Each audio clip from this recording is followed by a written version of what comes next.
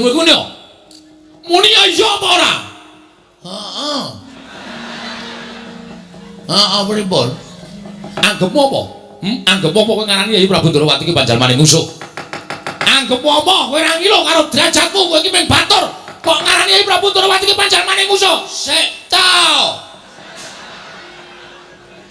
Nuwun sewu kula arep takon sing jejuluk Prabu Kresna nika sinten? Yayi Prabu Ndorowati. Sing tak arani palsu, Yayi Prabu Ndorowati. sing tak arani kowe ora duka kok sampean wong liya nesu-nesu iki ngapa? Ngapa kula tak takon? Yayi Prabu Ndorowati ki adikku. Kuwi kadangku Taruna, wis ngerti. Terus karep sampean piye? Aku ora trimo. Tantrimane Baladewa.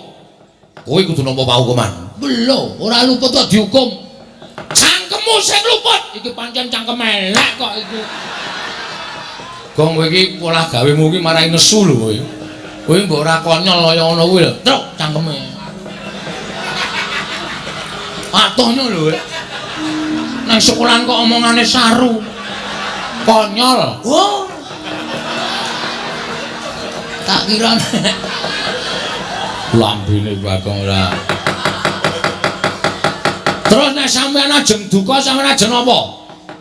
Aku ora nrimake. Kowe bali, kowe minggat. Kowe aja pisan-pisan ngayonake pustaka Jamus Myang Jimat Liwasada. Nuwun sewu sinuwun. Sampean ya dayah, kula ya dayah. Sesama dayah niku dilarang mendahului. Sesama dayah niku dilarang unek-unek kok sampean ya mung entuk wedang segelas, kula ya mung entuk wedang segelas. Lah kok sampean nesu-nesu sak penake dhewe niku nuwun sewu. Kula salah napa? Kula kleru napa? Sing kula unekke Sunan Prabu Ndorowati kok sampean dadi murka kaya ngoten. Murka wae. Mergo kowe wani kurang ajar Yayi Prabu Ndorowati. Mergo kowe wani kurang ajar Yayi Prabu Ndorowati. Iblis kowe kere kok. Cangkemmu dilangap-langap kaya betes wong Bobat Tegalan. Ndrewili kaya grojokan. Kowe wani nges marang Yayi Prabu Ndorowati kanggo apa? Kowe ora ngilo karo gicokmu, kowe iki mung batur, kowe mung Panakawan, kowe iki mung kere. Wis ngerti. Kan biyen aku kere terus arep ngopo? Lho, malah ora basa. Sampeyan suwe iso mangkelke kok. Ora basa karo sampeyan aku ora kualat wong tuwa Bagong mbangane Baladewa.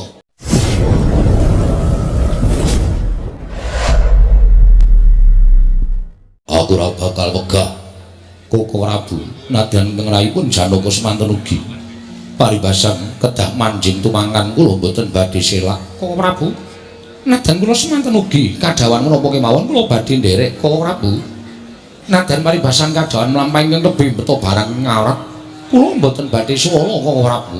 Koko Prabu paduka midhangan piyambak kesaganipun para kadang ing mekaten daya-daya ngaturi paring dawuh menggah menapa ing kedah tindakaken punta sakadang boten badhe selak.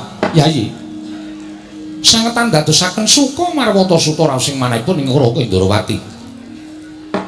Mugi andadosna ing kawuningan bilih atur kula ingkang sekawit andha ingkang suka sabiyantu botripatipun ing Raka Ndorowati boten sanes kejawi namung wanter sabdaning jawuh ing sampun kula tampi negari Ndorowati saged waluya nirmala temah jati temah mulya. Menawi negari Ndorowati tinumbalan pustaka Jamus Myang Jimat Liwasada Yayi nalika semanten midhanget sabdanipun ingkang Raka Ndorowati nata ing amarta Prabu Darmakusuma ndadosaken legek ing driya datan mobat datan musik nganti kaya tugu sinukarta ya kaya pratima kencana nglonggahi kanyupi nyangka wardu kanyup jarwan ganten wardu jarwangan sanga durung abang durung manding dasaring pertolo kasaru geger jaba pihak ngarsa tangkeping kuri kok seban bonamu apa to kang dadi darunane ora ngemacan orang ke Gajah Mada saka Wantilan kejawi namung utusan sing karang adempel atmajanipun Lurah Semar Lurah Petruk Semar Lurah Bagong ing wantun minggah Datuloyo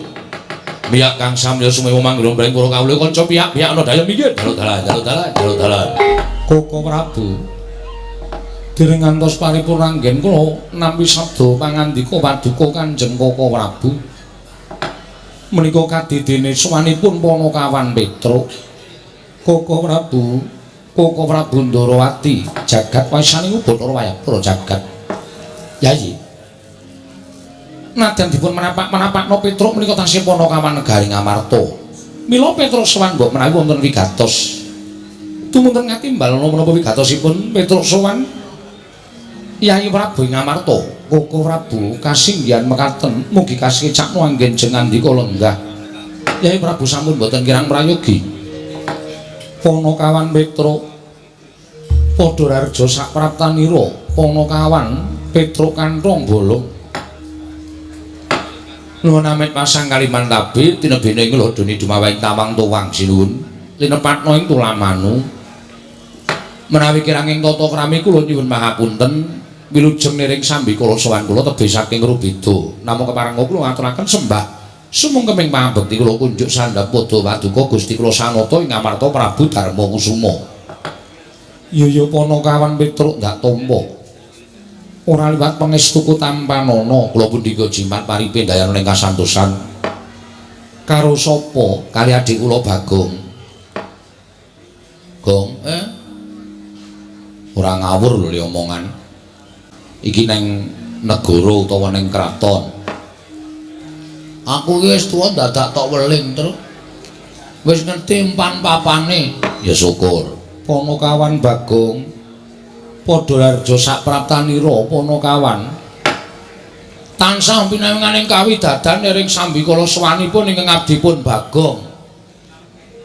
Ngersanipun sinuwun Prabu Darma Kusuma. Kepareng kula ngaturaken sembah sumungkeming pangabekti kula kunjuk sandhap pada paduka Gusti kula ingkang sinuwun Prabu Puntadewa. Iya Bagong ndak tampa pangestuku tampanana. Kula pundhingga jimat paripe dayanana ing kasantosan sinuwun. Panakawan Petruk padha larja pangestunipun Ndara Kresna wilujeng bekti kula kunjuk. Iya Petruk ndak tampa. Ora liwat pangestuku tampanana. Nuli kula pundhingga jimat paripe dayanana ing kasantosan. Panakawan Bagong padha larja pangestunipun Ndara Kresna wilujeng bekti kula kunjuk sinuwun. Iya Bagong ndak tampa pangestuku tampanana. Nun inggih sanget anggen kawula mindadosaken jimat paripe. Petruk kantong bolong padha larja sapratamu. Sinuwun Mandura wilujeng bekti kula kunjuk nggih. Ya Petruk ndak tampa. Ora liwat pangestuku tampanana. Nun inggih sanget anggen kawula mindadosaken jimat paripe. Panakawan Bagong padha larja sapratamu. Pangestunipun Ndara Baladewa wilujeng bekti kula kunjuk nggih sinuwun. Ya tak tampa. Pangestuku tampanana. Nun inggih sanget anggen kawula dadosaken jimat paripe. Biasane kowe karo Sinuwun Mandura iki gelut sik. Iki kok ora. Ya ora kabeh ngono terus nganggo diselani. Lah iya. Petruk. Nun, slamet tekamu. Wilujeng bekti kula kunjuk. Ya Petruk tak tampa. Bagong padha larja sapratamu. Ndara Werkudara wilujeng bekti kula kantun nggih, Deng. Ya tak tampa. Kowe nek tata caramu unggah-ungguh tata kramamu kaya ngono kuwi ora mantra-mantra wujuding Bagong. Nanging tak sawang kaya ngene. Paribasan nadyan ala nanging katon bagus. Oh ngece. Kok ngece piye? Wong genah kaya ngene kok disawang katon bagus iki nyawang nggo sedotan es kok piye?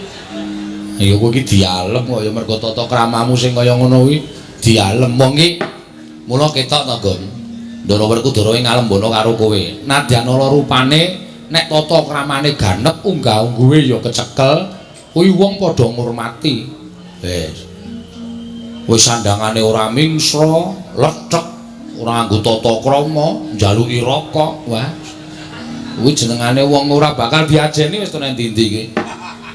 Aku arep saiki arep mulai ngono kuwi kok, Tru. Ngono kuwi piye? Arep mulai njaluki udut. Wo.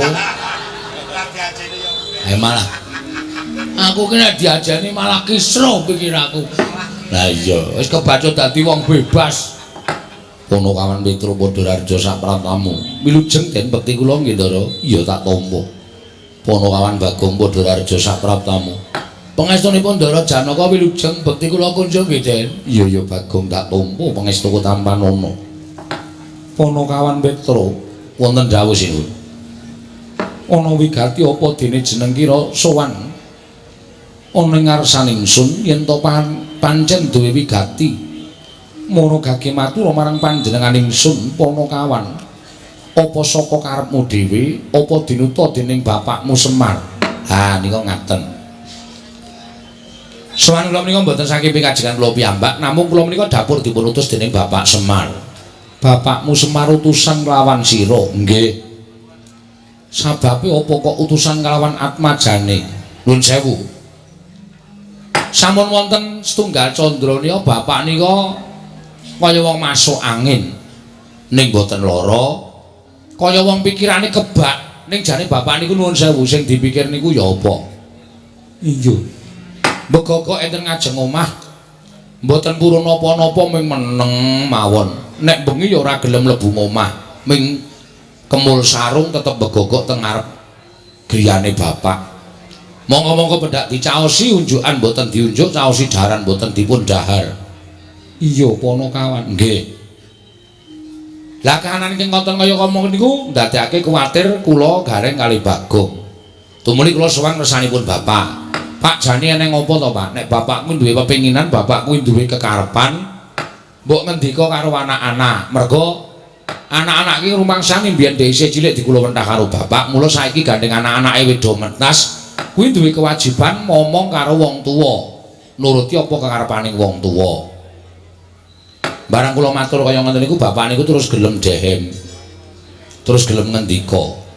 Ngendikane bapakmu kepiye?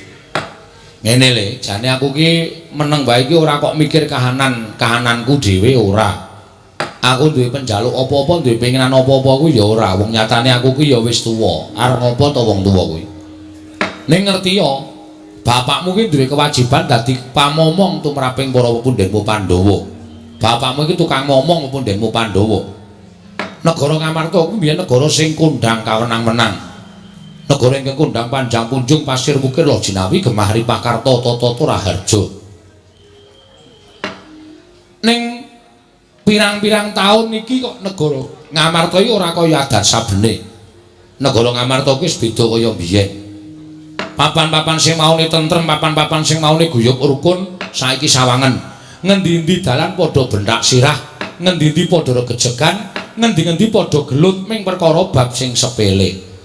Mongko papan-papan panembah ora padha diparani, sing dipaparani papan-papan maksiat.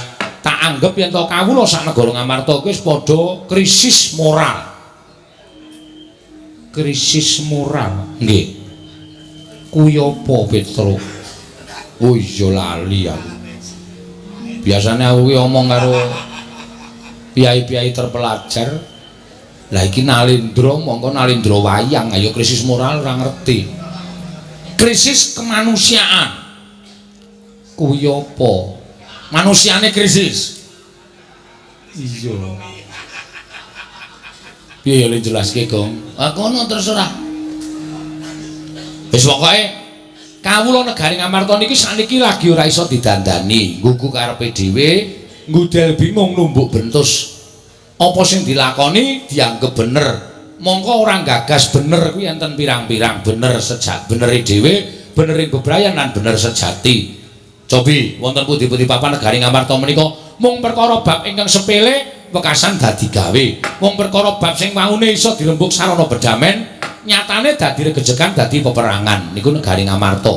Lah, Ngamarta sing kaya ngene iki nek ora tak dandani, Truk, iki negara kuwi bakal remuk bubuk dadi rempon. Mula aku diniat bangun kayangan. Lah kula kaget. Kena ngopo kaget? Lah nggih to. Wong bapak niku wong sekeng, wong ora duwe, bapak niku wong melarat, bapak niku mung nuwun sewu gedibal. Kok arep bangun kayangan niku terus probiyane saking pundi? Saderenge kula matur ngersane bapak, bapak wis paring dawuh. Sik, kowe aja kaget. Aku bangun kayangan iki ora kok bangun papan sing magrong-magrong, papan sing dumadi saka jamrut hergeni saka Mas Mutiara ora. Bangun kayangan ki ming saloka utawa salokaning tembung. Tegese negara Ngamarta ki arep tak bangun kayangan.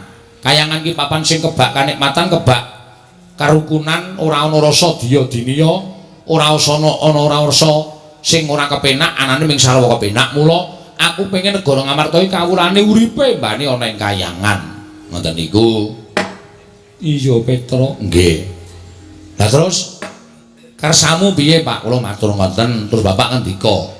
Ning aku njaluk kowe karo Bagong tak kongkon ning negara Ngamarta. Merga sing dadi makuthaning bangsa Ngamarta kuwi Sinuwun Prabu Darmakusuma sak kadang-kadang Pandhawa 5 cacahe. Mula aku nyuwun Pandhawa 5 cacahe rawuh ning Karang Kadempel sinambi mundi pustaka Jamus miyang jimat kelima sada. Mergane apa?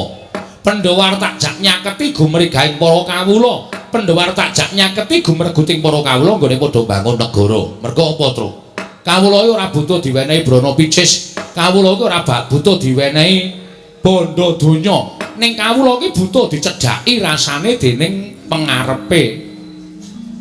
Dicedhaki atine, dikaruhke rasane dening pengarepe. Nek pengarep-pengarep kaya para Pandhawa niku remen ngaruhke kahananing para kawula, kawula niku bakal percaya kalian para Pandhawa wekasan gumregut gumregah bangun negara, negari Ngamarta mujudake negari kang adil makmur warata tias bagya mulya. Dados sowan kula mriki menika namung badhe mboyo punden kula Pandhawa gangsal cacahipun pados rawuh wonten ing Karang Kadempel sinambi mundi pustaka Jamus miyang jimat kelima sada. Cekap semanten atur kula mbok menawi wonten klenta-klentuning atur nyuwun gunging samudra pangaksami. Cekap semanten akhire ngatur kula wassalamualaikum warahmatullahi wabarakatuh. Iya Petruk nggih. Wis Gong, kowe kok kaya ora aktif to? Mengko dhewe tengkas.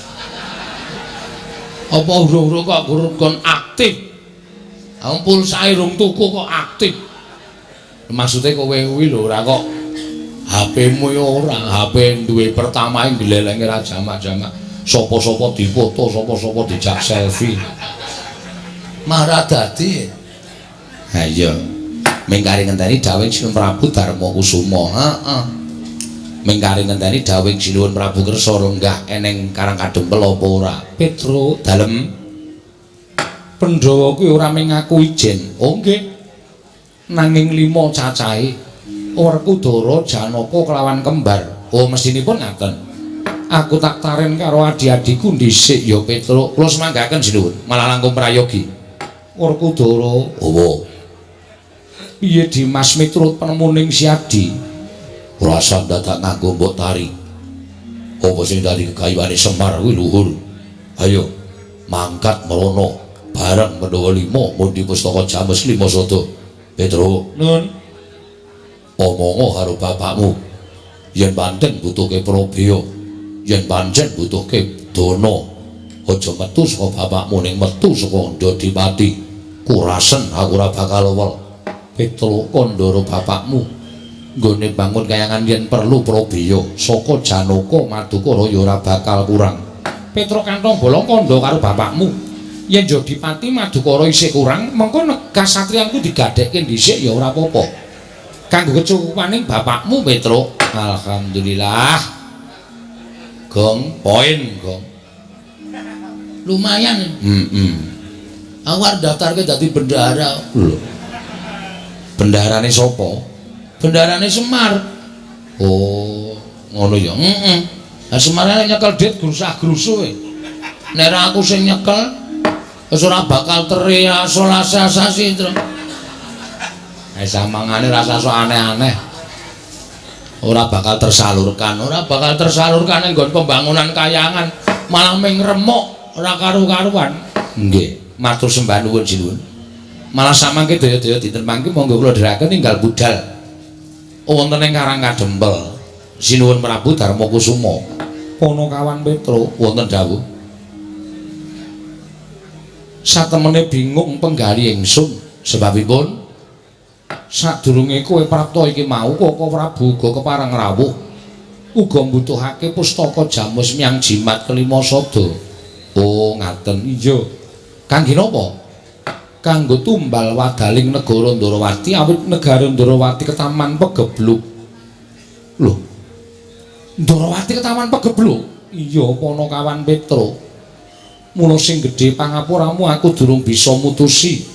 Krana Koko Prabu isih kepareng lenggah ana ing Praja Ngamarta uga ngantu-antu kelawan apa kang dadi aturku munggo babakan pustaka Jamus miyang jimat kelima sada Petruk. Oh, wis. Gong, nol besar. Piye maksudnya? Awak dhewe bali kukut iki. Kok kukut? Le sowan mrene kalah dhisik karo Sinun Prabu Ndarawati. Sebabe Sinun Prabu Ndarawati ya mbutuhke pustaka Jamus Klimasada. Lho. Ha kanggo ngapa? Ndarawati ke Taman Pegebluk. Ndarawati ke Taman Pegebluk. Heeh.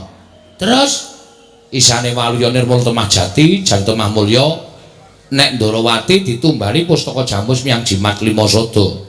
Monggo le rawuh dhisik sinuwun Ndarawati timbali awake dhewe. Ngamarta ki peraturane iki antri kok, Gok. Sing dhisik ya didhisikke, sing keri ya dikerekke. Mula kowe karo aku ora bakal iso ngukup. Wis kalah star karo sinuwun Ndarawati. Yo le mulih yo. sik Kok sik piye? kowe terus piye kowe? Aku ora iso matur apa-apa, wis entek pikiranku. Sinun Prabu Darmakusuma paring dawuh Petruk, kowe kalah dhisik karo Sinun Prabu Ndarawati. Uga mbutuhke pustaka Jamus Klimasada. Mula sing gedhe pangapuramu ya Petruk modar, wis ora iso piye-piye. Mulih seneni bapak. Kowe duwe ide ora, Gong? Hah? Kowe duwe ide ora? Duwe nang ideku ki engko kisra. Piye wani ora? Payo aja iki ning kraton. Ah nek kowe ora wani ya mulih. Nek kowe wani aku tak maju pindah. Lemu tengok kono, kowe nang mburi kene aku tak matur. Ning kira-kira engko piye? Kedadiane piye? Ya ketoke kedadiane geger. Wong aku ki wong ngawur soalé truk. Ning ngawurku landasane siji lho. Apa? Bener mung kuwi tok. Nek landasanku ora bener aku wegah kon gegeran ki mah. Nek landasanku bener, wo lah mbok bumi walik watu tak lakoni. Ya coba saiki kowe maju kene, aku tak genti nang mburi. Heeh. Ngene-ngene. Ya, wah. Ngati-ati lho, Le. Wis tenang wae, wis tak pikir apa kae. Kowe pokoke ngasul tengok kono. Heeh. Midhangetke pidatoku. Oh iya. Ora kaya kowe terus dak-tredok ning ngrampungi karya. Mono kawan Bagong arep matur apa? Lho namung dados wakilipun Petruk kok sinuwun. Iya. Kula ajeng nyuwun pirsa. Sinuwun Ndarawati rawuh mriki wau ajeng napa? Nyuwun ngambil pustaka Jamus Klimasada. Kagem Dinggo tumbal negara Ndarawati. sebabe Ndarawati kenging napa? Kena pagebluk. Stop. Cekap semanten mawon kula tak mangsuli nggih. Iya Bagong wangsulana. Siji. Panjenengan percaya Ndarawati ke Taman Pegebluk? Mesine percaya Koko Prabu kuwi kadangku sepuh. Arep kadang tuwa iki nuwun sewu. Iso lho ngapusi. Dasarmu apa kok kowe wan matur kaya mengkono? Ngaten, dasar kula mang penggalih. Bener apa ora? Pegebluk utawi winastan welaking Jawata menika adalah Wah, kok aja nganggo adalah barang. ya aku sok nganu ya. Nun sewu nggih, basa kula campur-campur sing penting cetha ditampa. Iya ora apa-apa. Nika mujudaken paukumanipun para dewa ingkang tumanduk dhateng titahipun. Paukumanipun Gusti ingkang diparingke titahe. Apa ta sebabe kok ke Taman Pegebluk? Merga wewengkon kono menungsane wis ora iso didandani. Kon manembah ya ora gelem, kon tumindak apik ya ora gelem, anane mung tumindak ala, anane mung tumindak jahat. Niku Gusti mesti paring hukuman kagem wewengkon mriku, saengga wewengkon mriku dipun sebat ke Taman Pegebluk. Iya bener. Nggih. Terus saniki sampeyan kula aturi menggalih. Jagat niki negara pundi sing ratune jahat? Prabu Dasamuka nika arep ampuh dikaya ngapa ning ludes keles tanpa sisa mungsuh Prabu Ramawijaya. Niku tegese Prabu Ramawijaya niku dadi utusane ngadil menehi hukuman kagem Prabu Dasamuka sak wadya balane sak rakyate. Iya. Ngastina niku sing dadi ratu Prabu Duryudana. Niku ratu jahat, Kurawa niku angkara murka. Niku ora ke Taman Pegebluk, ayem-ayem mawon, tentrem-tentrem mawon. Terus saniki panjenengan penggalih. Ndarawati apa bedane karo Ngastina? Bedane apa Bagong? Weh, lha iki piye ta iki kok takon terus? Aku ya asline cerdas ming sok gaya ta, Tru. Ah iya. Bedane Ndarawati kali Ngastina, nek Ngastina niku ratune jahat sing kudune entuk pagebluk, nek Ndarawati niku ratune ratu sing dititisi dewa. Teng jagat menika sing ngagem asma Sri Bathara menika mung loro. Siji, Sri Bathara Bagong. Mantil jasmu. Sri Bathara Rama Wijaya, angka loro Sri Bathara Kresna. Nggih. Niku ratu sing ketitisan Sang Hyang Bathara Wisnu. Lah, sapa ta Wisnu? Wisnu niku dewa ingkang tukang nentremke jagat, dewa sing gede kewajiban memayu-ayuning jagat. Niku Bathara Wisnu. Nah, pertanyaannya, rakyat Ngamarta niku ya padha gumantung karo Pustaka Jamus Klimasada. Pustaka Jamus Klimasada aja diparingke Silung Prabu Ndarawati mung dienggo tumbal. Mongko dienggo tumbal niku apik-apike mung dipendhem. Nek dipendhem niku ora iso bali. Nek ra iso bali, Pandhawa kelangan Pustaka Jamus Klimasada. Nek Pandhawa kelangan Pustaka Jamus Klimasada, wong sing ora seneng karo para Pandhawa arep gawe kapitunaning Pandhawa, angel mijet wae ngranti suwe banyu sinaring. Nggih mboten? Iya Bagong. Nah, mulai dipenggalih. Ampun grusah-grusu. Terus saniki Semar. Semar niku mbutuhke Pustaka Jamus Klimasada bareng kalian para Pandhawa. Berarti Pandhawa mboten pisah kalian Pustaka Jamus Klimasada. Omongan sing cirik-cirik kula omongke menika garis bawahi benang merahipun inggih menika Ratu Ndarawati. Nuwun sewu. Sing ratu ketitisan dewa kok negarane ketaman Pagebluk niku menimbulkan sawijining sasamaing no. Sabar. Aku karo Indonesia apa Jawa wayang kok Indonesia. Mujudaken nuwaken satunggiling pitakonan. Apa bener Ndarawati ke Taman Pagebluk? Angka loro sing perlu dipun garis ngandhapi. Nggih. Garis ngandhapi. Garis bawah iki nek basa Jawa garis ngandhapi to. Oh iya. Sing perlu dipun garis ngandhapi nuwun sewu lho. Nuwun sewu niki mboten ngarani. Ya nek niki Kresna tenan. Nek dudu wis kebacut maringke Pustaka Jamus Klimasada, wis kebacut maringake pustaka percaya karo Sunan Prabu Ndarawati, jebule dudu Kresna tenan. Lah, panjalmaning mungsuh sing mung kepengin gawe kapitunaning para Pandhawa, Pandhawa ora ngerti. Pustaka Jamus Klimasada ilang, Pandhawa ora ndek kekuatan. Lah, wong sing ora seneng karo Pandhawa, arep gawe kapitunaning Pandhawa, angel mijet wae ngranti. Ayo.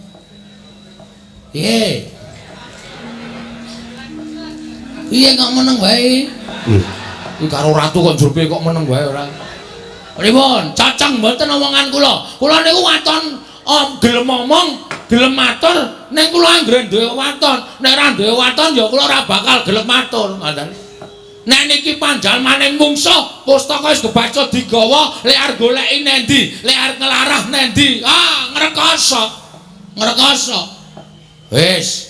Kurawa krungu, Pandhawa kelangan Pustaka Jamus Klimasada. Kurawa tumindak elek, Pandhawa kesia-sia. Kasangsaning Pandhawa ngembek kawula sak negara Ngamarta. Kawula uripe wis ora tentrem, digawe bubrah merga sampeyan nuwun sewu kirang lantip panggraitane, kirang cetha paningalih nyawang dhateng sinten kemawon sinuwun.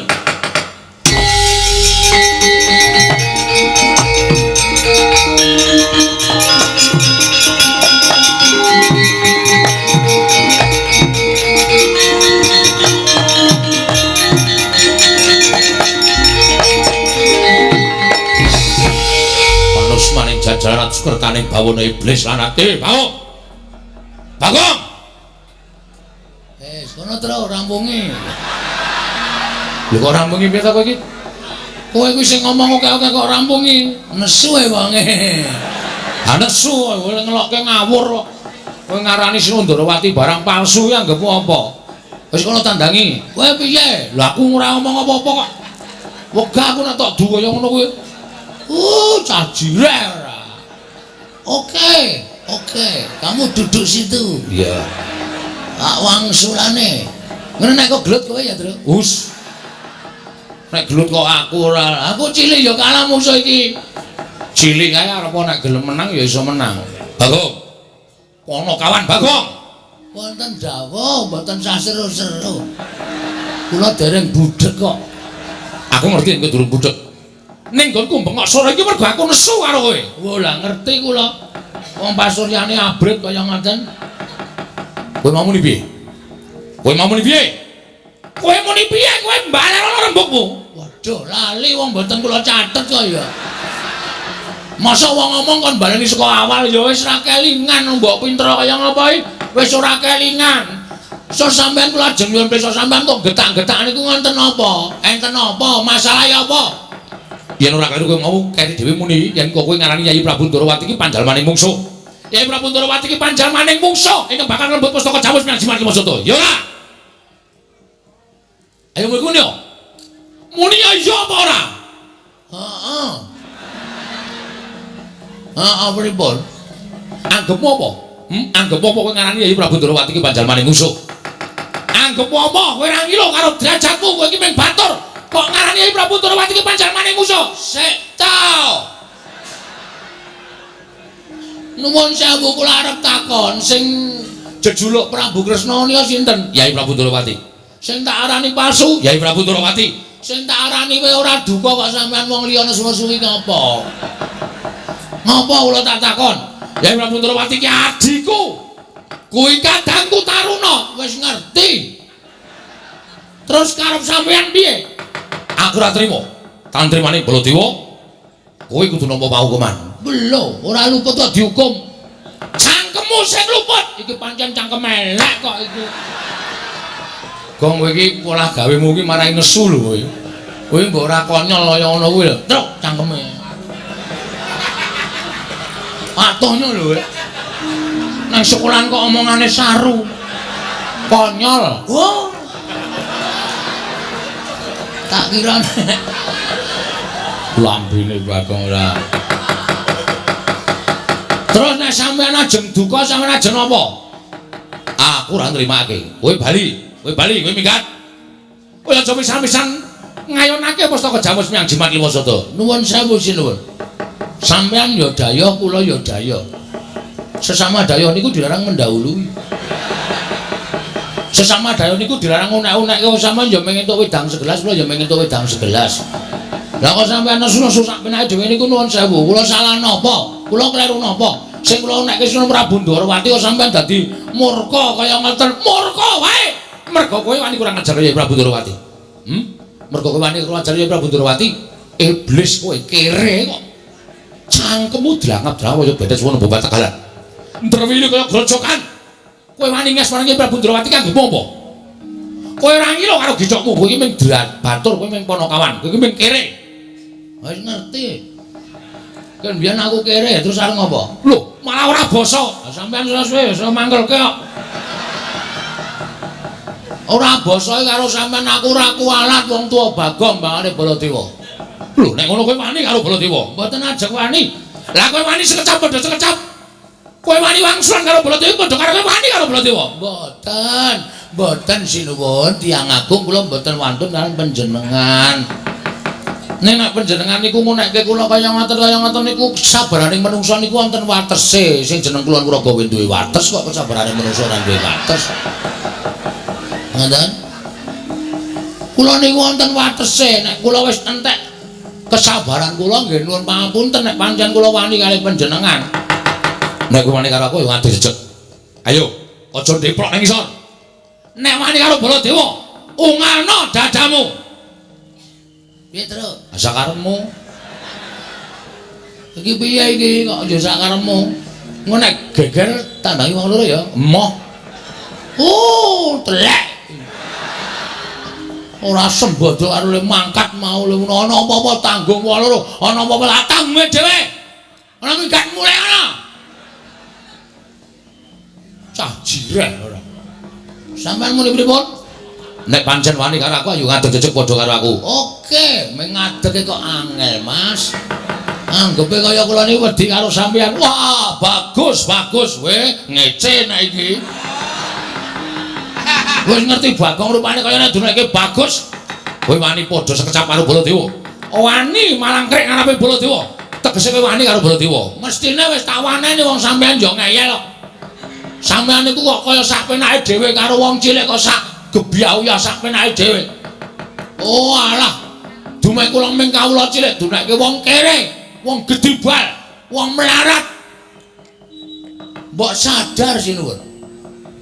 Mekutha sandangan sing apik sing mangagem niku sok nek ngadep sing gawe urip niku ora kanggo.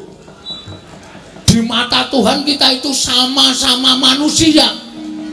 Neng mergo sampean kedenuan derajat pangkat neng donya niki dibedakake antaraning piyayi karo kere. Neng nek piyayine ora iso nglungguhke karo kerene nuwun sewu, kere ora wedi karo piyayi. Lho. Lho nek ngono kowe wani karo aku. Ah, iki nang kene iki. Suwijining piyayi sing ora tau iso dielekke iki ya ngene iki, dielekke malah nek ngono kowe wani karo aku. Mbok aja ngono to, sinuwun sampean ki sadar. Sampean ki eling.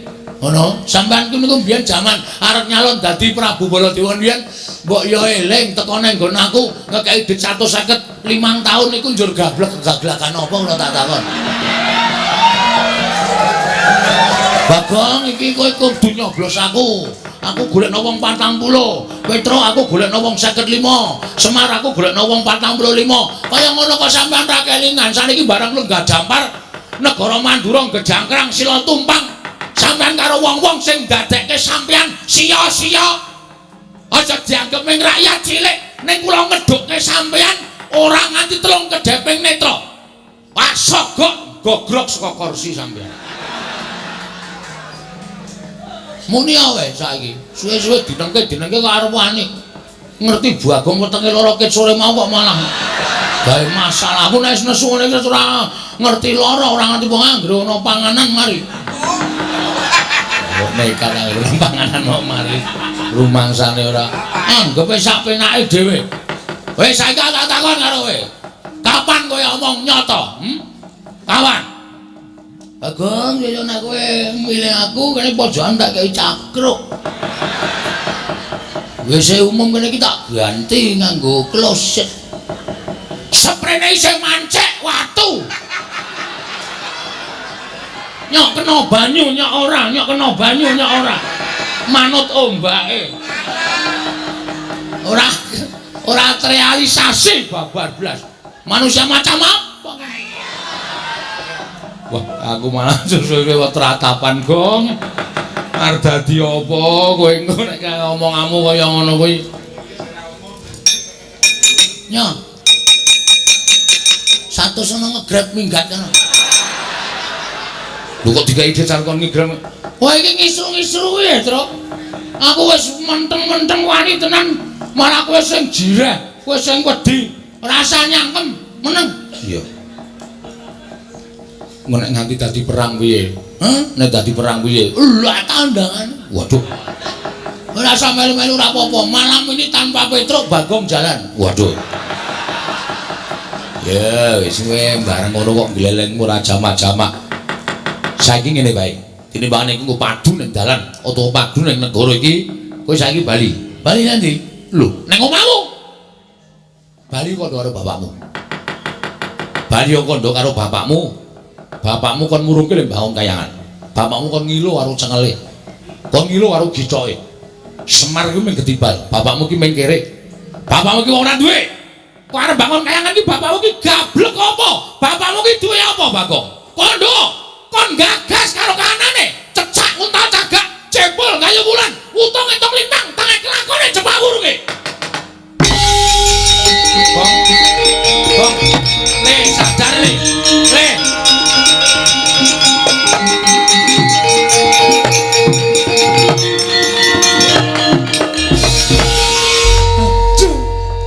Sinuwun Mandura dadak ngrasani bab. Semar sikir dinggo sirah-sirah dinggo sikil, momong Pandhawa, momong Ndarawati, momong Mandura. Ning bareng wis do mukti, do lali karo sing ngomong unek-unekke Semar wong saking wong ora duwe Semar ki wong goblok. Ngopo iki saking kesune kok sarunge dikebut-kebutke barang ben aku ki kaya arep nesu ning nesuku caraku piye tro wis bayangno mangkel tenan aku bala dewa menungsa ra tatanan lho Bagong ae nang ae nek wis nyenggol bapak iki wis beda perkarane nek aku tok nyek ora masalah nek gandeng kowe wis ngece karo bapak sedungo bathuk senyari bumi nadana mung sedungo jembaring bathuk nadana mung sanyari jembaring bumi tatotai pecating nyawa blabaring ludi lho weh lah malah menteleng matane matamu Gong kuwi ratu ben ra urusan lho kowe wani karo Baladewa sentang wedeni apamu ora minggat ayo saiki tak gawe saya mboro perang sapa sing cilik gedene sangka kadetane Baladewa menang boyong Pustaka Jamus Jimat Limasada. Piye omongmu mau? Piye le omong mau? Sapa sing cilik gedene sangka kadetane Baladewa menang boyong Pustaka Jamus Limasada. Lho. Nantang aku kowe. Yo, oke. Nanti papane wong Bandayuda. Kowe iso nglangkai batange Petruk gawanen Pustaka Jamus Limasada.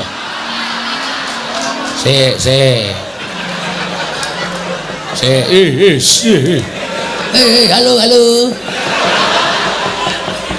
Kok dadi batangku? Aku sing mati urung ya ora apa-apa. Lho ora apa-apa. Nek nantang ki nglangkai batange dhewe ora batange wong liya. Ku jenenge matekke wong liya ora. Amamu ni piye? Nek iso nglangkai batange Petruk, ameng salah kata. Maksudku batange Bagong, as kowe iki senengane nyemelangi ora. Nanti pawane wong neter kadedan. Nanti pawane wong neter kadedan. Omonganmu iki nendi papane wong neter kadedan metu Jawa, ora metu Gretel negara legane ati kowe. Yo!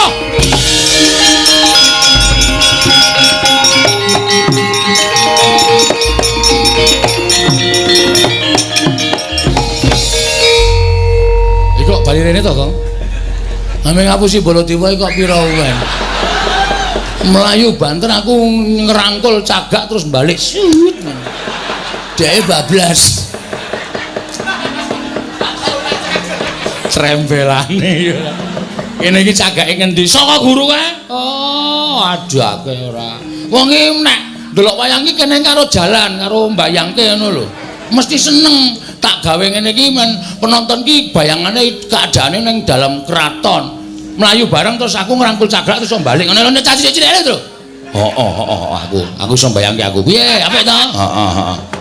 Nek ora iso mbayangke ya berarti urung apa jenenge ya durung apa tenanan lho ndelok wayang.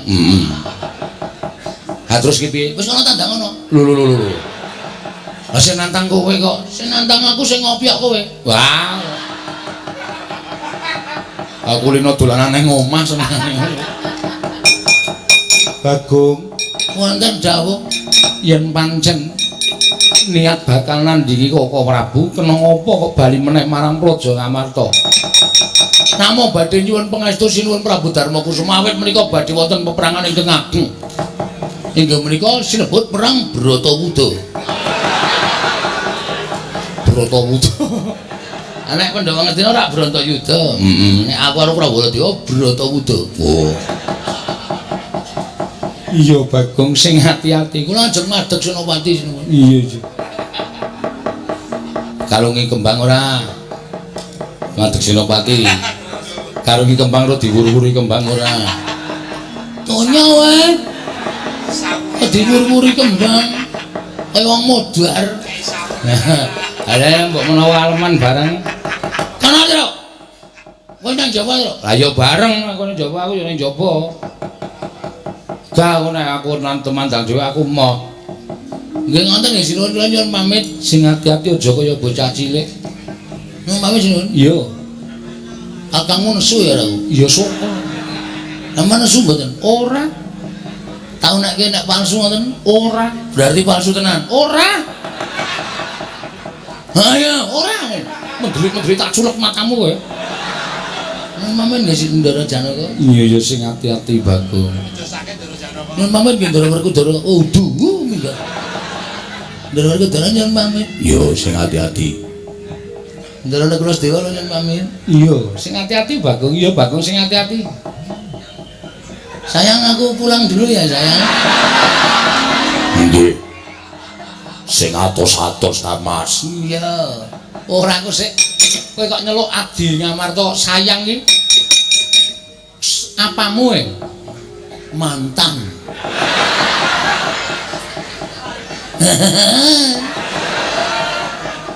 Kula boten gubuk asmara niku kali niki. Wong edan ora. Pareng nyuwun pamit jinuwun sing ati-ati aja kaya bocah cilik Panakawan Petruk. Surtiti ngati-ati duga-duga digawa. Ngelingono lamun Koko Prabu Mandura kuwi isih bendaramu. Mangke badhe kula pitang. Kepareng kula nyuwun pamit madal pasilan sing ati-ati aja kaya bocah cilik Panakawan.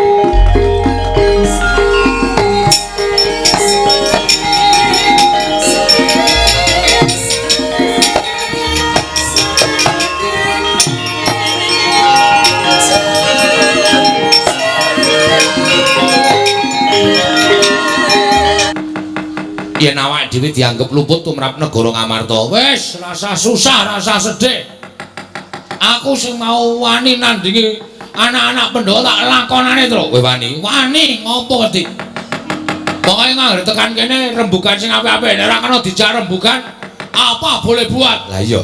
Awake dhewe wong cilik ora kena didak-idak sak teruse. Wong cilik landesane bener, sapa wae sikat terus. Ya manut karo kowe kok. Heeh.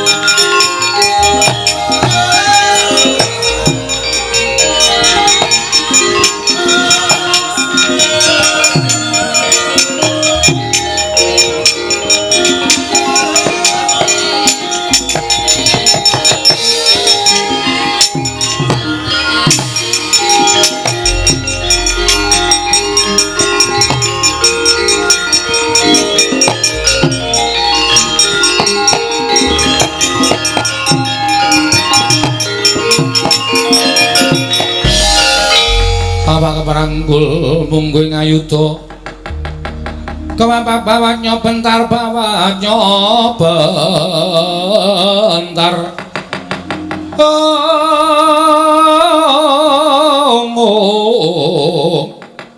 kewabawanya mungguing aloka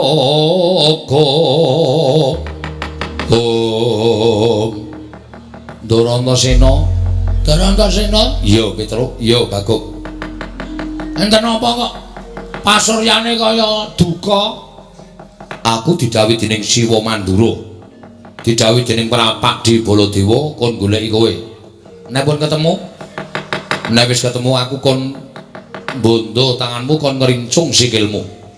Ngandel ora. Baladewa ki arep ora atune seneng ngapus-apus ya kae. Hooh. Mesti iki kontul dikandhake dandang dikandhake emprit. Ha iya.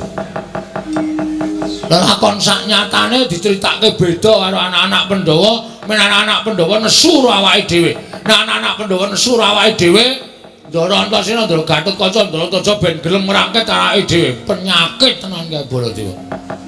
Piye, Kong? Wis diwangsuli wae. Nek jane aku kandha karo kowe ya, Truk. Nggih. Aku ora tekan atiku. Mergo kowe iki tau tate ngomong karo aku, kowe tau tate ngudang karo aku. Oh nggih. Lah terus aku tak takon karo kowe jane masalahe apa? Nah iki cah apik iki arep ora do gendro ning apik iki. Nek tak omongane terus. Iya, omongane. Jan-jane niku kula kalih Petruk mboten salah, Raden. Ndara. Lah kok Siwa Mandura dawuh karo anak-anak kon nyekel karo kowe. Mergane nika pancen wonge sarak. Ngoten. Sinuwun Dwarawati, sinuwun Prabu Baladewa rawuh teng negara Ngamarta. Ya. Wigatine Ajeng nyuwun ngambil pustaka Jamus Miang Jimat Limasada merga negara Ndorowati ke Taman Pegebluk. Oh ngono. Terus kula kali Petruk teka. Niku dikongkon bapak. Merga bapak kepengin bangun kayangan. Bangun kayangan nika ateges uripe para kawula sak negara Ngamarta niku embane urip teng kayangan kebak karukunan, kebak unggah-ungguh, kebak tata krama kamanunggalan. Ning syarate Pandhawa kudu rawuh teng Karang Kadempel sareng kalih pustaka Jamus Miang Jimat Kalimasada. Terus geger. Geger piye? Padu Antaraning kula kalih Prabu Baladewa. Lho. Kowe wani karo Prabu Baladewa? Lho canggleleng padake. Kula wani merga kula bener. Kula ndakwa Sinuwun Ndorowati niku nuwun sewu panjalmaning mungsuh. Ing atase negara Ndorowati niku dilenggahi Prabu Kresna titising dewa kok Taman Pegebluk niku rak impossible. Wah, bahasamu. Lho niki teng sekolahane. Impossible ki apa, Gong? Odol dengkulmu melacot. Impossible ki tidak mungkin lho, ora bakal kelakon. Ora bakal kelakon to. Nggih, Mboten? Ya. Aniku dadi dukane Prabu Baladewa. Wanun maling jalanan Bagong dapure kaya ngene. Kula dunekke kere, dunekke ra duwe, dunekke wong was pokoke entek amek kurang golek. Ning kula ora masalah. Kula dunekke kere ra apa-apa, bareng nyandak Semar. Lho, nyandak Semar piye? Semar eno Baladewa muni. Bagong, saiki kowe bali kandhara bapakmu. Bapakmu kon ngilo karo cengele. Kon ngilo gitoke. Ming Semare kok bangun kayangan ki terus gablek apa? Semar ki wong ora duwe, Semar ki wong melarat. Aku dadi sakepenake dhewe ngunekke sakepenake rasa digoleki apa-apane terus dipangan wae. Wis digoleki lomboke ya wis ora ana. Kok omong kok iso nyember tekan ndi-ndi to? Alae kok diuwak-uwak ora dek dimplok. Kene iki lek ndelokke melu ngelih. Oh, caiden. Nah, Semar dunake ngoten niku. Kula nesu bapak kula niku sing kula ajene. Lah iya. Saniki coba kula tak takon karo sampean. Takon apa? Upamane sampean niku ketemu karo wong niku unek-unekke bapak sampean. Antasena wae anake Werkudara. Werkudara kae wong drogak-drogok. Ora iso basa, ora iso ndodok. Kae nang kamar mandi piye, jajalan? Nek ora iso ndodok. Lara ora atine. Wong mau tak jotosi mergo ngino bapakku. Padha aku. Aku ki yo mbelani bapak wani karo Baladewa niku. Mboten kok mbelani sapa-sapa. Oh, lara-larae ngono to. Heeh. Anu iso. Anu nggih. Wah, untung kowe urung tak ajar. Untung ada saya. Nek ora ngono, mesti kowe tak polo mergo aku wis metu padha dawing Siwa Mandura. Terus piye iki? Aku ora iso nyegel kowe. Aku ora iso nyegel terus piye? Akae kakangmu ae Gatotkaca karo Antarja kae piye? Nek tekan kene aku diajar. Ya, Tru? Mesti modar. Ki piye kuwi? Nek pancen sampean niku benerke kula ya aja mung meneng wae, ning belani kula. Ngene wae. Tak bilani, ning aku bilani salah siji. Salah siji piye? Engko nek Kakang Garwaca tekan kene arep nyekel karo kowe wanenono. Waduh, wani ya ilang ndase tenan. Bagong wani karo Garwaca potol ndasmu. Wah, terus diganti pucukan rek. Tenaming tingil-tingil. Aja kuwatir. Aku ngewangi karo kowe ning aku tak ngewangi Petro. Carane? Aku manjing ning awake Petro. Wah, mbok kula mawon. Mo. Ora sedeng awakmu. Sedeng mawon iki melar ya awake. Mo. Petruk wae. Engko soalé kowe iki wonge glelengmu ndatok nggo ngopo-ngopo. Tur dasare kowe iki wonge clemer. Mun aku mlebu ning awakmu kowe pinter, kowe digdaya tok nggo nyopet ning pasar malah aku sing kewirangan. Alah. Saiki wis ora. Nah biyen saiki wis ora, saiki mung sok ngutil. Oh padha wae ora. Aku tak manggon ning awake Petro. Mun nek Petro Kakang Garwaca tekan kene, Petro arep dicekel, kowe arep dicekel, pasrahke Petro. Ben Petro sing perang karo Kakang Garwaca. Walah, mbok kula tak gleleng sekali-sekali wis. Mlebu teng mriki, ngono bleng manten kula dimong sampean mlebu teng awak kula, wah, kula gleleng. Moh, aku delok potonganmu ki ora seneng. Kuwi soalé wong gleleng ku ndak tonggo sing aneh-aneh. Pun Den, kowe mriki. Kok tak gleleng yo. Walah, alah Tru, mbok yo. Aku ya Tru. Lah, Ndarantasena karepean ning nggon aku kok. Kok kowe kok aku Tru. Mo ya ben ning kene kok ya. Wah, kowe iki kula mawon Tru. Mo. Awak kula anget. Yo men awak. Penak teng awak kula. Mo, aku tak ning awake Petro. Tru, nun ngambet ambekan. Petro sing ngambet ambekan udu kowe. Alah, Danu. Kowe banci ladan. Oh, arto irane apa-apa aku ora manut, pokoke aku arep mlebu ning awake Petro. Ngambet ambekan Tru, nggih. Ing Titi prani manganakan nong tari cotho. Mbak lumembak lamun mambeng lerombak ing samudra hanglo. Oh. Kok ya iso masrep ngono ya, Tru? Ayo Ndarantasena iki ayampuh, Tru. Nun. Wis kowe nek wis tak nggone ngene iki kowe ngopo-ngopo iso kelakon, tur kowe dadi satriya digdaya. Kowe dipateni ra iso mati, dilarani ora ngrasake lara. Wah, dong gleleng tenan iki ta. Terus kula iso napa mawon? Iso ambles bumi, iso mabur sakarepmu saka dayaku. Weh. Ding. Mudara. Ora iri to, ora iri apa? Kudune iso kabeh ya iso kabeh. Antos sendok. Antos sendok ki boros kaya bakmi ya gelem, kaya go goreng ya entek. Ya, weh, gong. Ki lho, gong. Wah, jan waduh. Wah, sip le liwat kos-kosan. Golek kamar mandi sing ora ana gendenge. Tolong difotoke, Tru. Fotoke dugulmu. Oh, medun. Iya.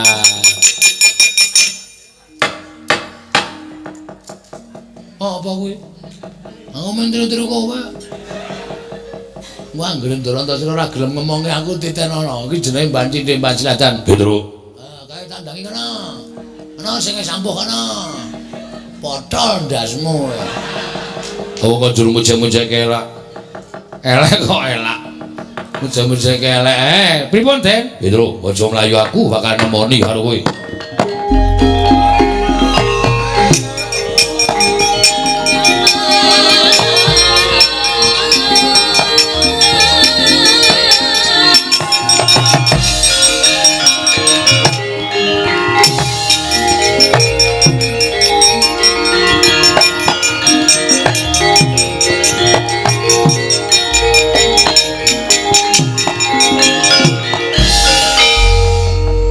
Kota tiang Gatut Kaca tinon mapak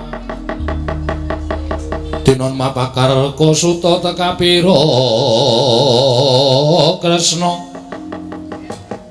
parto maneher sakti nira ing ujaran wang Ndara Gatut Kaca ya kok rawuhipun kok sajake sumengka tur nawung duka Petro nun ya takoni kowe jujur nggih kowe wani karo Sewa Mandura iya. Mergane sing wani dudu kula ning Bagong adimu kenapa ora ngandani? Bagong niku dikandani wis angel.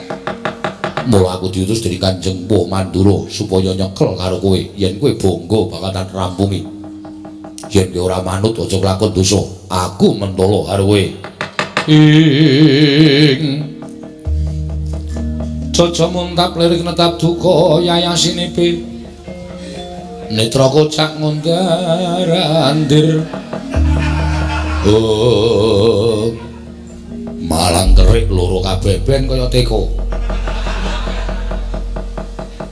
sampeyan ajeng nglarani wong tanpa dosa Petro ora luput ora kleru merga sampeyan nuruti karo kekarepan Isuh Prabu Pandura mboten napa-napa ajeng nenjak napa sampeyan tak turuti sagedik sampeyan wani karo kanca sing tawedene apamu ora minggat aja takut tak potol ndasmu iso motol sirahe Petruk meguru karo kowe 20 taun to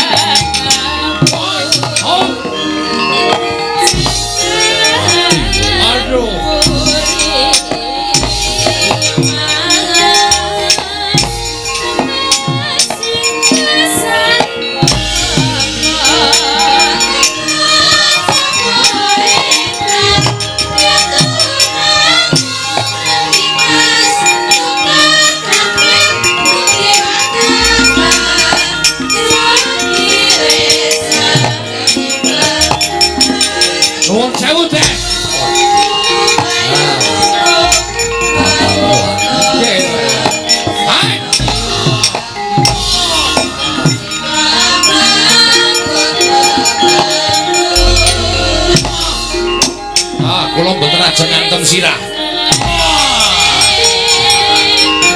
Ora.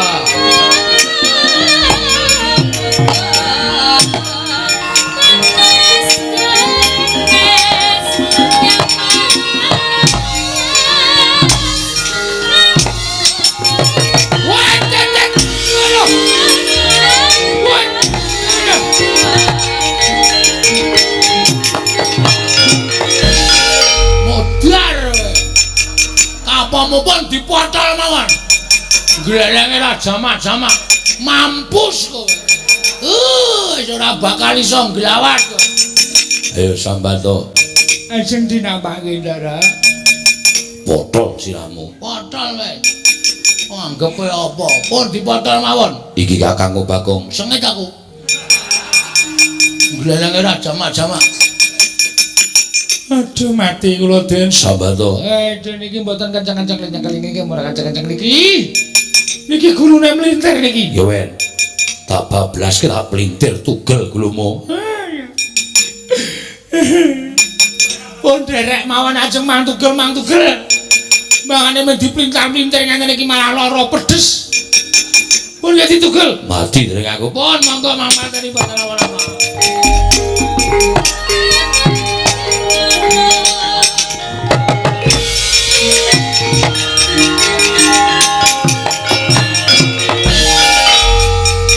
Sabato. Arep aku kudu ngakoni yen to aku tegel karo kowe. Marang bapakmu Semar lakonane. Aku ora bakal wegah. Ning sing wigati wis tekaning pati mundi ngemban dawe Kanjengmu Prabu Baladewa. Mesti aku bakal entuk pangalembono. Oke semute to kene iki pun. Pindah kene ahli mati ndak dirubung semut. Wong edan.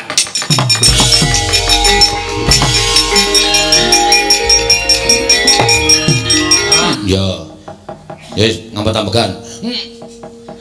Ning janji tenan lho. Aja nggo tumindak elek. Ora sak mlebu ning awakmu. Ora tau tumindak elek ajar dhewe iki. Panggring iki aku krasa kowe tumindak elek ajar. Gawe lan jeblok wetenge. Ora apa-apa to kok. Aku iki ngampet ket mau ora mlebu-mlebu. Mangkel aku. Goleki kok angel. Oh, ya wis. Yo. Ampun-ampekan. Stap mlebune awakmu.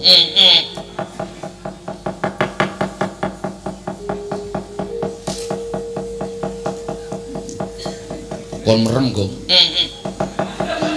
Aku tak mlebune awakmu yo, Gong. Nek sak mlebune awakmu aja nggo dolanan lho. Nek nggo dolanan awas. Ngono wae yo, Gong. Mergo aku wegah nek kowe ndang gaya aku wegah. Aja nggo sombong, aja nggo umuk. Ora. Wis tak mlebu ning awakmu ya, Gong.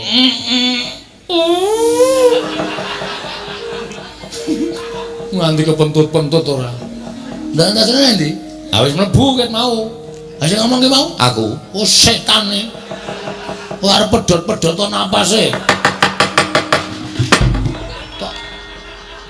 Gus, ngopo? Kok ora iso ambles bumi? Lah wong aku iso mon ambles bumi iki manteng pangestine ngampet-ambegan. Oh iya lali aku. Ceniningan kuwi jenenge kesusu ora, wis.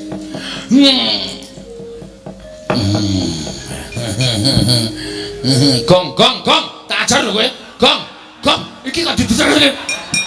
Kampora kowe. Kok tak antir tenan iki, Gong. Gong iki kok dibleseke sak dodo iki lho.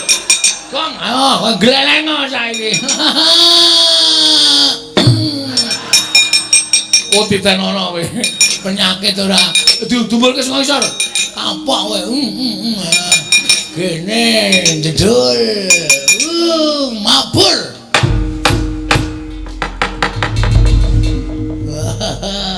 Jelas tenan iki.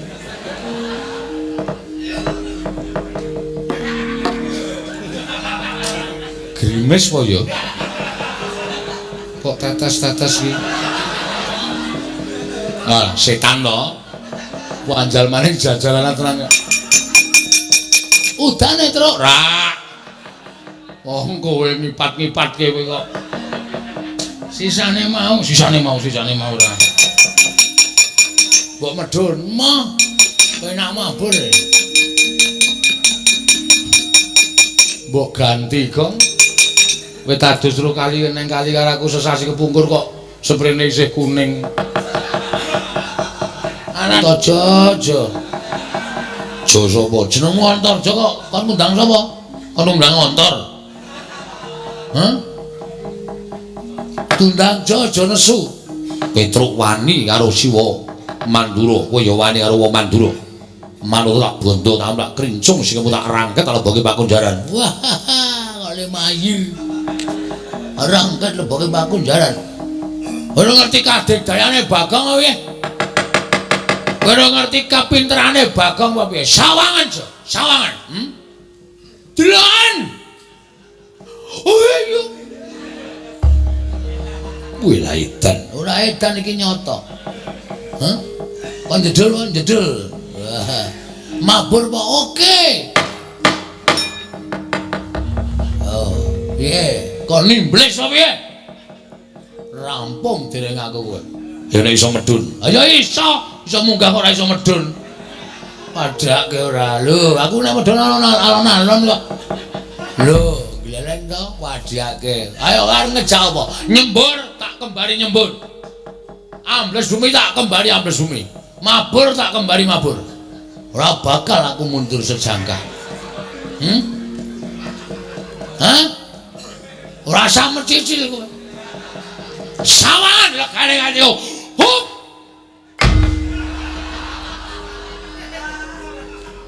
Kok Islam mandi ya? Oke, mbok menawa lemahe lagi atos. Ora masalah, tonton iki.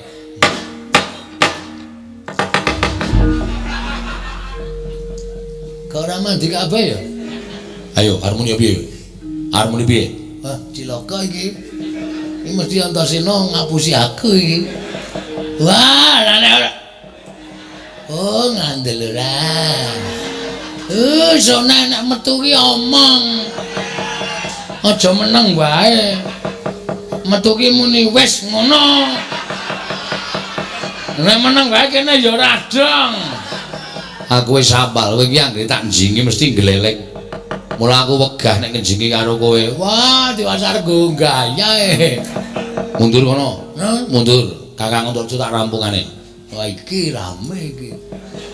Kakang Adi siji mbelani Baladewa, siji mbelani Petruk, gelut rame. Mundur. Nang sapa ya, Truk? Ambu. Ndek pira? Ndek pira? Lho. Iki arep njawab apa ya? Ndek pira? Aku bapak nang sangun selawe kok. Padha, aku yo ndek selawe. Kowe nyekel sapa? Lho, iki edan iki. Aku manut kowe sapa? Aku wis sing tuwa. Yo, aku Ndara Antarja sing tuwa. Padha, aku ya wis ra sida wae. Jemet iki ora. Tiwas mempeng Dimas Antasena. Kang, ora kok aku arep ngewahi karo Ponokawan ora. Ning aku mau jagongan karo Petruk, jagongan karo Bagong. Jane sapa sing diketikake dening Siwa Mandura mau ora bener. Aku malah benerke Petruk karo Bagong mergo dheweke mbilani karo wong tuane. Dheweke mbilani karo bapakne Semar. Tur gegayuhane Semar kuwi pancen luhur. Gegayane Siwa Nayantaka kuwi apik. Pengin bangun kayangan ing negara Ngamarta. Mula nek Kakang tetep arep mbilani karo Siwa Mandura, mungsuhe udu Petruk karo Bagong ning aku. Kuwi ngejak apa aku manut. Ayo, Jo, berbicara, Jo. Bagiamu, Jo. Gong ora sampe melu mundura. Ana melu-melu tak ajar dhewe kowe. Oke. Kok bali, Gong? Arep ajar dhewe aku. Malah ngrekoso aku. Seneng kene wae, Truk. Ora sampe melu. Nah, ngendel ora? Setan ki. Wis tak omongi nek es tehku kok dientekke. Ala ya wong isih apa kari prongkolane. Ya kene tak mung. Nggo mut-mutan ra ya lumayan. Wis prongkol kok nggo mut-mutan ngono ya Dimas. Ya. Saiki aku mung kari manut. Sampeyan ngejapi aku ya wani. Mergo aku mbelani Ponokawan. Tur to sampeyan kudune ngerti kan. Sampeyan ki tau tate nampa pangudange Petruk, tau tate dimong karo Bagong. Kok mung perkara kaya ngono kok sampeyan nggugu karo ngendikane Siwa Mandura. Terus sampeyan arep mentolo karo Garing karo Bagong utawa karo Petruk. Ora ya malah saru dinulu to. Kawula sak ngamarta iki do ngrasani kabeh nek nganti sampeyan ngajar karo Petruk karo Bagong. Do ngudarasa kok do ora ngerti males kabejaning Panakawan. Kok mung perkara diwaduli karo Sinuwun Mandura kok terus mentolo karo Panakawan. Nek cara aku isin nek cara aku. Mula perkara iki rasa dadak digawe angel sampeyan ambles bumi wae. Monggo nek kepekewo ketemu karo Siwa Mandura, ambles bumi tak kancani ning jero bumi rembugan karo aku. Wis ngono wae, mbangane kesuwen. Iya Dimas, iya. Tinimbangane mengko sampeyan malah konangan Siwa Mandura ditakoni pira-pira sampeyan rasa wasulan, tinggal lunga, tinggal ambles bumi. Siwa Mandura ora bakal iso nusul ning jero bumi. Iya Dimas.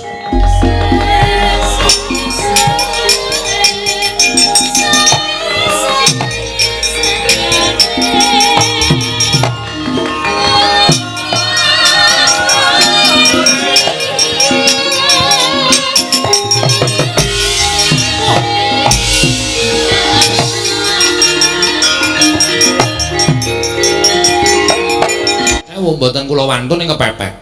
Wong niku nek kepepet wis nekat. Monggo nekat niku ora ana ukurane. Wong nekat niku karo sapa-sapa ora bakal wedi. Yen ngono wani karo Baladewa sing tak wedeni apamu.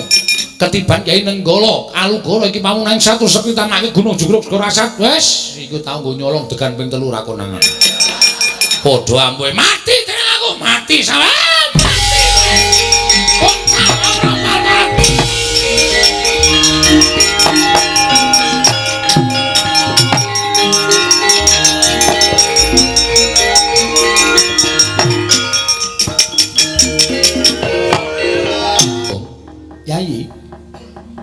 Kula nyuwun pangapunten.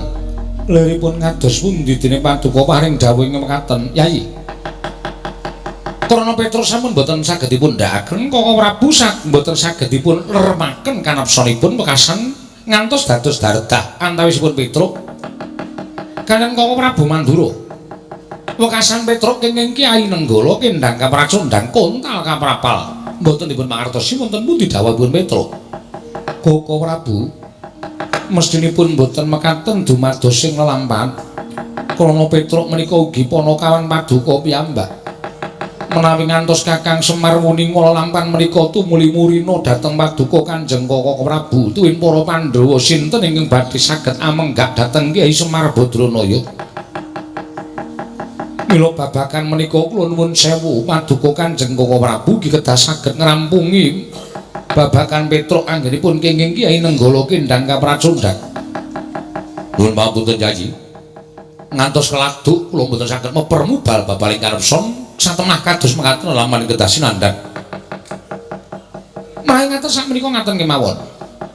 Kyai Prabu pasrah perkawis menika dhateng karo Kyai Ndrawati, kula mboten badhe selak, kula anyagahi kesagan Paduka Kanjeng Koko Prabu. Namung kemawon kula nyuwun ngambil pustaka Jamus Miyang Jimat Lima Sada supados anambak rengkaning raja. Pusaka kula beto wangsul dhateng Negari Ndrawati, mangke menawi Negari Ndrawati sampun ketingal padhang. Pusaka tumuli kula kunduraken, tumuli kula badhe ngupadi dhateng Petruk wonten pundi Petruk kantong bolong Kyai Prabu Ngamarta. Mangga Kurda Sroma Pangga Wagut Kati Nyoma Wukyat Iro Wangmang Om menika saestu Koko Prabu. Kula nuwun sewu menapa kula nate dura kaliyan kadang-kadang kula para Pandhawa. Menawi titula mekaten kula namung ndederek Koko Prabu monggo pustaka kula aturi nampi. Nanging menawi mangke Negari Ndrawati sampun ketingal padhang, kula aturi ngunduraken pusaka tumuli angupaya wonten pundi dunungipun Petruk. Inggih ngestaken dawuh Koko Prabu. Nggih. Kula nyuwun pamit rumiyin. Lho, nendi? Wonten Negari Ndrawati. Gosik, lah aku tok tinggal ning Ngamarta iki. Koko Prabu minangka tanggelan, mangke menawi Negari Ndrawati sampun ketingal padhang, tumuli kula wangsul dhateng Negari Ngamarta nganti Koko Prabu kundul. Oh ngono. Inggih, tenan. Inggih saestu. Ya to yen pancen kaya ngono pun Kakang kari manut. Yayi pusaka tumuni kaparingaken kula nyuwun pamit Koko Prabu monggo kula aturi nampi pustaka jamus nyang jimat kelima sada Koko Prabu.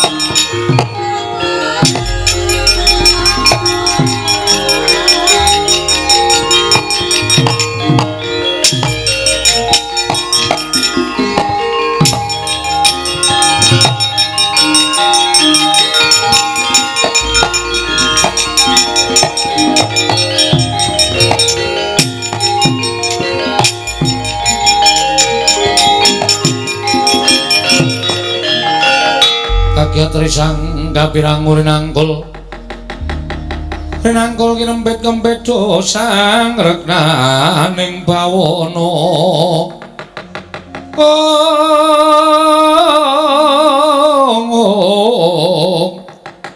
ya si tukang walang ati ya si tukang kutu kering Setyaki wonten timbalan. Lah kok ora kaya adat sabene mbarapun Kakang Prapta negara Ngamarta. Monggo adat lupi ing wis kelakon mesti entuk panembrama saka kadang-kadangku para Pandhawa. Lah kok dadi Kyai Prabu Puntadewa Werkudara Janaka sajake kaya kaget penggalihe prapun Kakang Prapta ning negara Ngamarta. Kok Prabu? Nggih. Wonten menapa? Oh sik aku tak takon, apa ana sing keri? Lho. Ing ketinggal menapa kok Prabu? Kuseta. Lagi wae kelakon Kyai Prabu Ndrawati iki nggawa pustaka Jamus Lima Sada mboyong pusaka Ngamarta. Kinarya tumbal wadaling negara Ndrawati. Lah kok ora nganti tulung kedhaping paningal kok wis bali meneh-meneh Raja Ngamarta iki janjane piye Kresna piye? Kowe aja kaya ngono kuwi bingung marang penggalipun Kakang. Setyaki wonten jam. Candhak saiki. Nggih. Paringipun ketok yen to Ngamarta ana Surya kembar tegesipun wis ora usah dadak melu rembugan Yayaji kula nyuwun mapunten paripaksa kula mboten munjo atur sapa paduka Yai Samyaji Dara sing gedhe pangapuramu ya Dimas pun Kakang ora ndangu lawan sira Yai Werkudara ya mung sing tak dangu adhiku Panengah Si Arjuna merga Wisnu kuwi binelah dadi loro ingkang separo mapanane Andana Tandrawati ingkang separo momong marang jagating kadangku Si Arjuna. Mula Janaka karo Kresna kuwi loro-lorone ngatunggal, ing ora bakal bisa dipisahake. Kaya godhong suruh lumah kawan kurepi yen dinulurse jero panin grigit tunggal rasane. Arjuna wonten dawuh. Mara gage sawangan. Sing nggawa pustaka Jamus Lima Sada kuwi pun Kakang apa dudu nanging aja nganggo netra lair, nanging permana jati, netra batin. Sawangan. Kresna aku apa dudu Janaka? Koko Prabu ketiwasan Koko Prabu.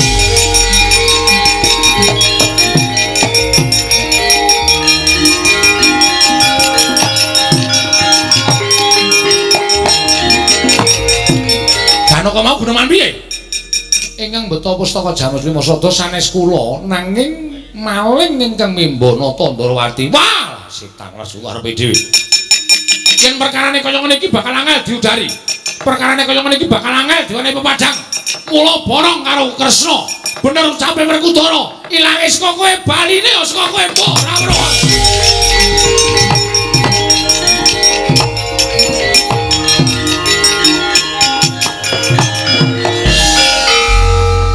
Setyaki wonten dawuh. Mengkari kowe, yo mbok ngunek-unekke aku sisan. Mboten kok Prabu panjenengan niku sembahan kula. Arjuna wonten maring adhawu. Mula Semar ki aja tok gagapi nganggone panu penggalih lair, nanging nganggo batin kang jlimet lan memet merga Semar kuwi samar. Inggih. Semar nangis kuwi durung karuan yen to atine sedih, Semar guyu kuwi durung karuan yen to atine seneng. Mula ora iso digagapi nganggo nalar lumrah. Inggih.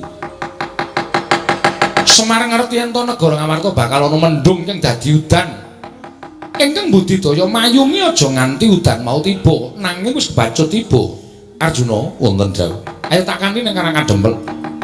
Nyuwun pangapura kalawan Semar Badranaya, sakreh dawuh Kyai Semar, kowe karo aku kudu Ngestupada. Sawawi Koko Prabu kula dherekaken.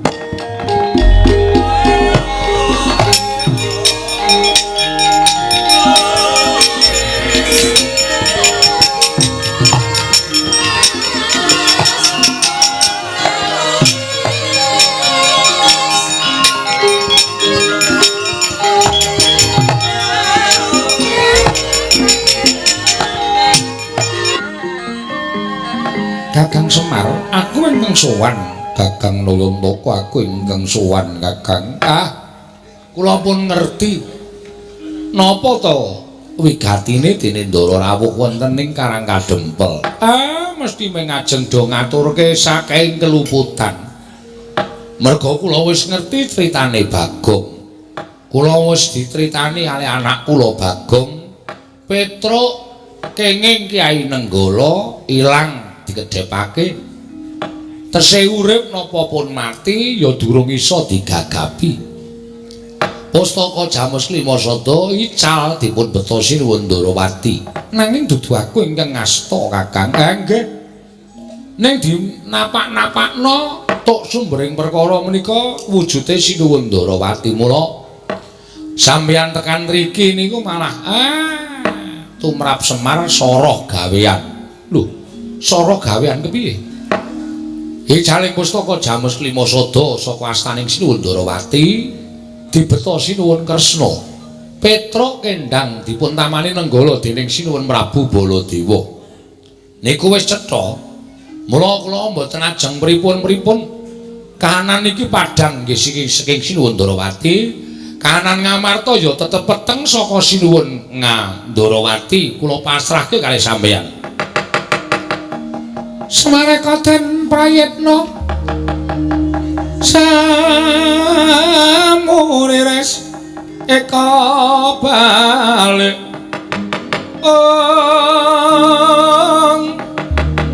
titiani gandayani trisanya purnama sasi gilar-gilaran ing tengah latar milang lintang Bima Sekti wira jagat dewa Bathara jagat Pangestu ya to Kakang Semar nadyan tak silakana tanpa guna.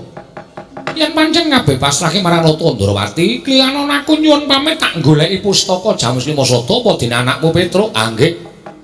Syukur nek iso ketemu pustaka Jamus Klimasada sing wigati Petruk. Petruk upama isih urip, syukur mangayu bagya.